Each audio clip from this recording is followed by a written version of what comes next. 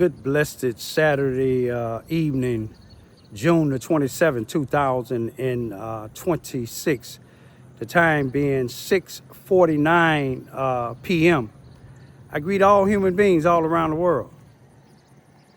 All around the world. All around the world.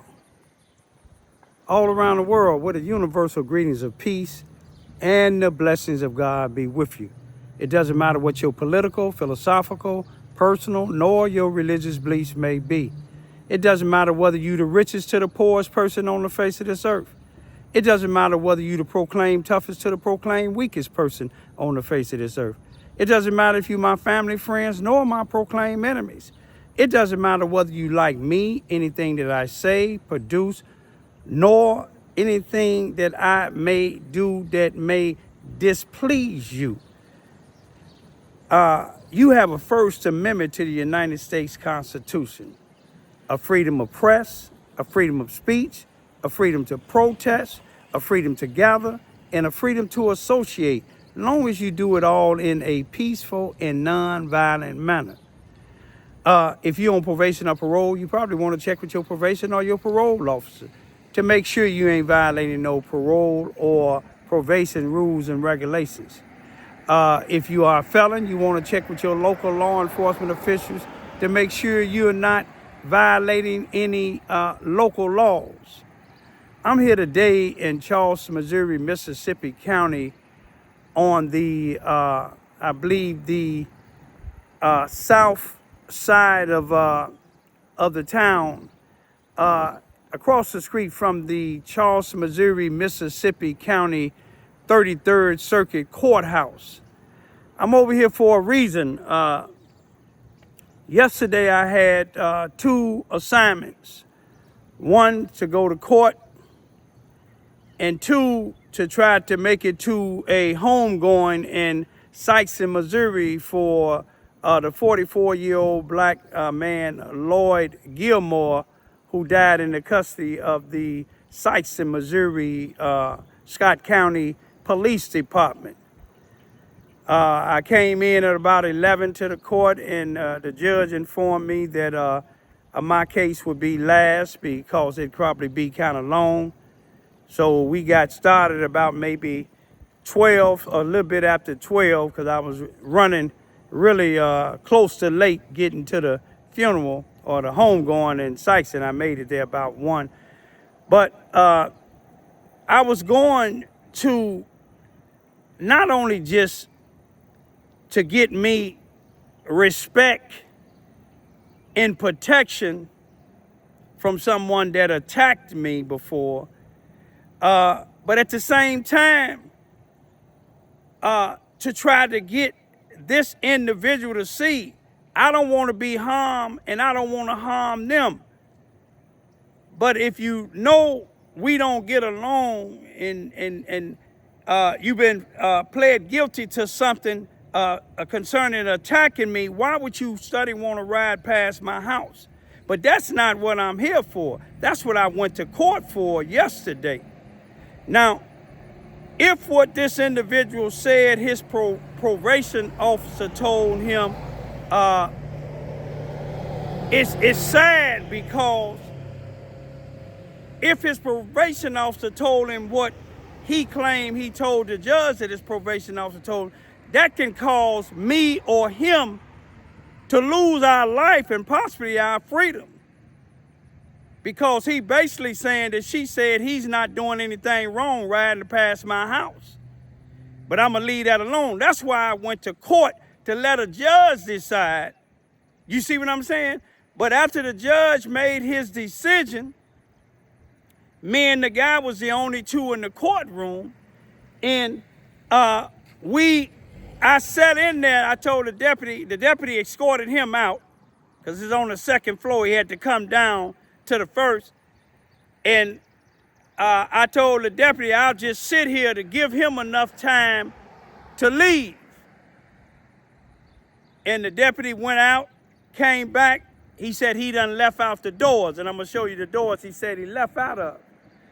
But I'm doing this for a precaution for me and a precaution for him to not violate his probation and to not harm me or me not harm him, because I'm not allowing nobody else to physically attack me. If the police don't come in time, somebody gonna lose their life. It could be me, or it could be the one that try to attack me. If the one that try to attack me, that's my intentions, to take their life. I don't care who they are. I've been attacked too many times down here in Charleston, Missouri. But let me show y'all the logic now. Now, the first time this individual, he used to drive around in a Lincoln. That's when he attacked me. Then he switched up in cars just recently. He switched up in cars with a Chrysler 300, cream color or white color Chrysler 300 with the wrong license plates on it. I notified law enforcement officials. I notified his probation officer. Apparently, according to him, his probation officer said he ain't doing nothing wrong. I guess it's legal for you to ride around with a vehicle with the wrong license plates on it. But to each his own.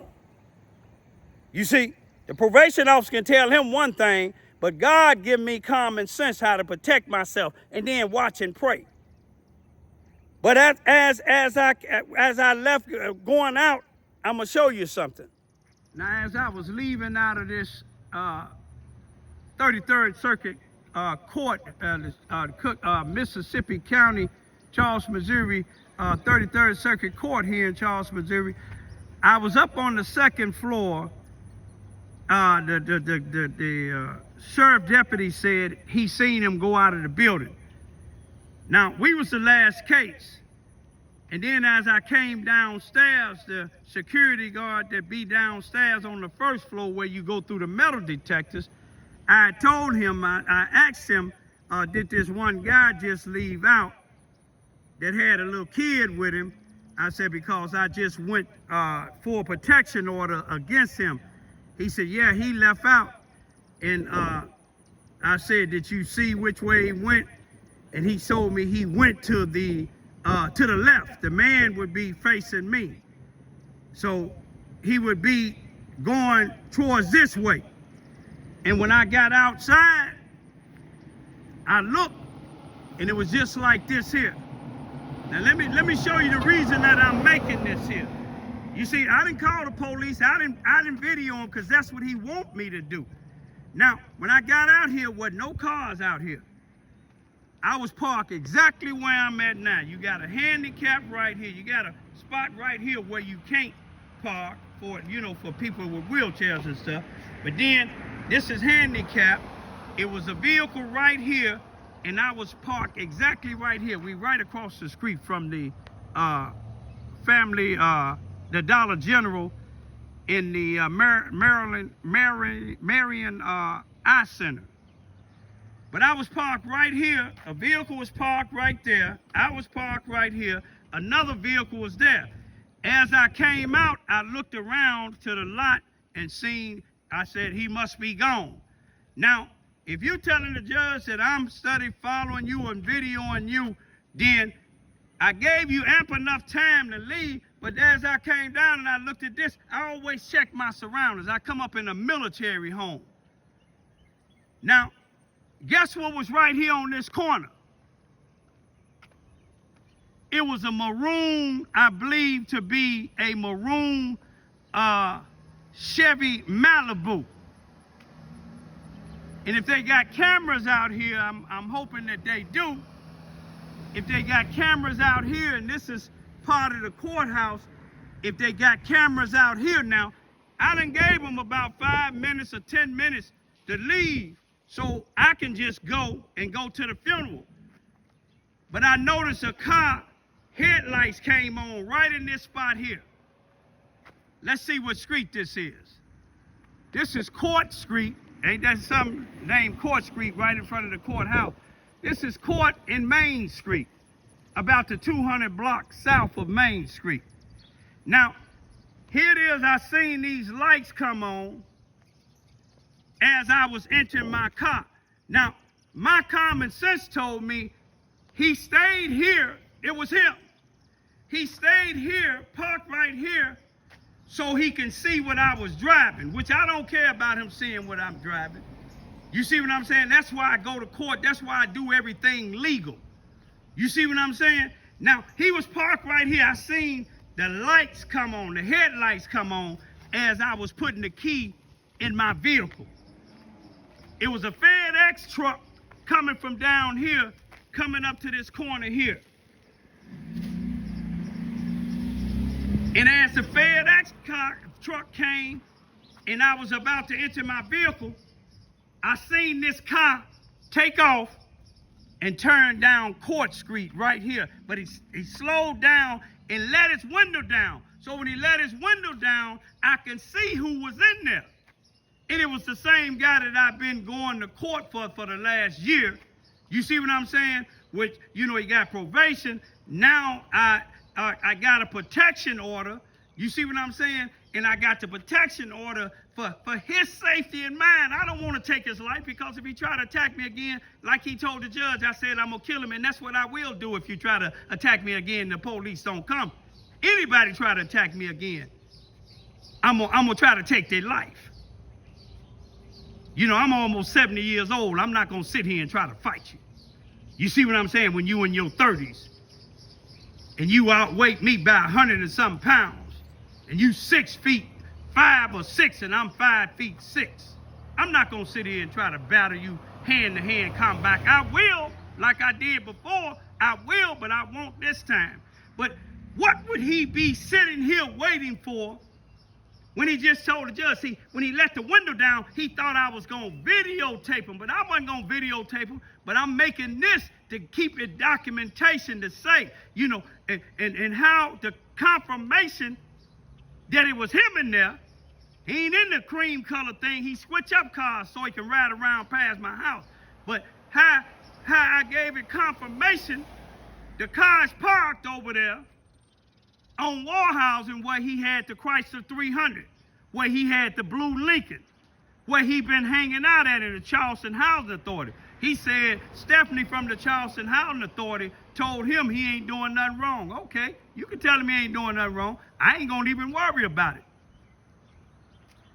But I'm just making this here for his family. If he got mental problems, y'all try to get him some help, because you see what I'm saying? I didn't come out here to video him. I didn't come out here to stalk him. I stayed upstairs to give him ample enough time to leave. But see, I went back in there and I told the security man downstairs, I said, I just seen the guy in the maroon color car. If something happened to me, you know what's happening. Hey, now. I seen you going past. I'm gonna see you in 1 minute. But I'm just trying to show y'all, I'm not trying to seek him out. The judge even asked him, why would you write, is there any other way to go past his house? And he told him, yeah, but that's what he chose to do. That's his choice. That ain't my choice. But I'm not gonna move from my house. I'm gonna continue to do what I've been doing. You see what I'm saying?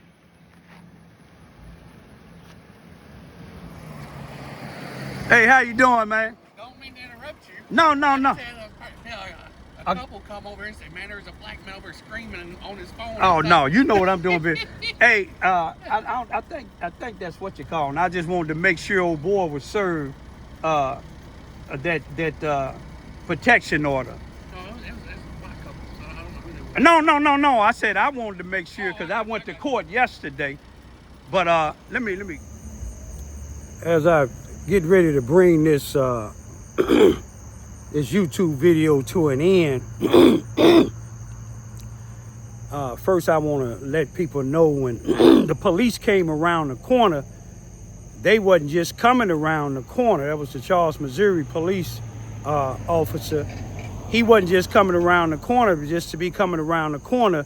He had got a call, or not a call, I believe somebody came into the police department, which was right down the street, right on the side of the courthouse while I was making my YouTube video, and said it was a black man out by the courthouse hollering in his phone. Now, if y'all look at my YouTube video, not only that I don't believe that I was hollering, but I wasn't breaking any laws. I was making a YouTube video concerning my safety. And the people that went and reported it, a white couple, and I ain't got nothing against white people, and most white people know that I don't. People in the courthouse know it. Most of the police, sheriffs, judges, people, period, in Charleston, Missouri, or anybody that know me know I'm not a racist, nor am I a violent person. And I ain't gonna even trip on a white couple going into the police station saying a black man out there hollering. I could easily say if it was a white guy out there videoing, talking into his phone, they did the same thing. But I don't even care, because that ain't even have nothing to do with my video. My video was complaining about a black man. You see what I'm saying? But anyway, the police knew who I was, and once he knew what I was doing.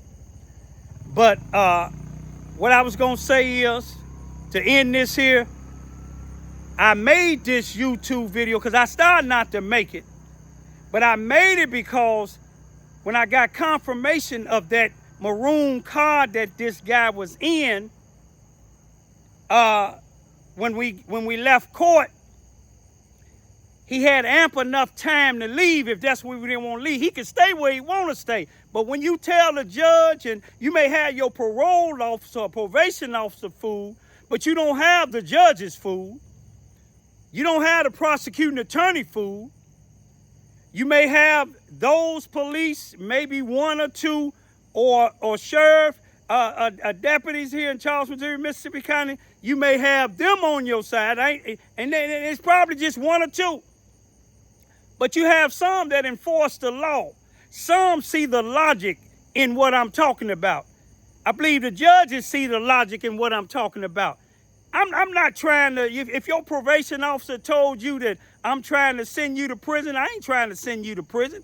I'm trying to keep you where you can live to see my age. You see what I'm saying? Because what you doing, study riding around my house, what you doing after you leave the courthouse and the judge made a ruling, you see what I'm saying, on my protection order, and you still sit downstairs and wait in your vehicle, let your window down to let me see that you in there. You thought I was going to bring out my camera, but I don't. They got cameras out there. You see what I'm saying? But I'm documenting it because I have a constitutional right. Look up the First Amendment to the United States Constitution. You see what I'm saying? A freedom of press, a freedom to protest, a freedom of speech, a freedom to gather, and a freedom to associate.